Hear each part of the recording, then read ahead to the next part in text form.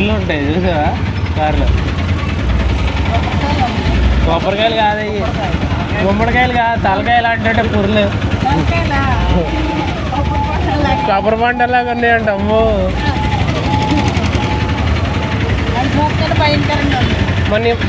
మొన్న ఈ మధ్య ఎల్లగొట్టేశారు కదా అన్న ఇక్కడ నుంచి. కొబ్బరికాయలు కాదయ్యి, నీకు కొబ్బరికాయలు పాడుగాను. చూడు ఆ కారు చూడు అసలు ఎట్లా ఉంది. అగోరి అగోరి అగోరి వచ్చింది నాయన. అయ్యో చూసుకో, అయ్యో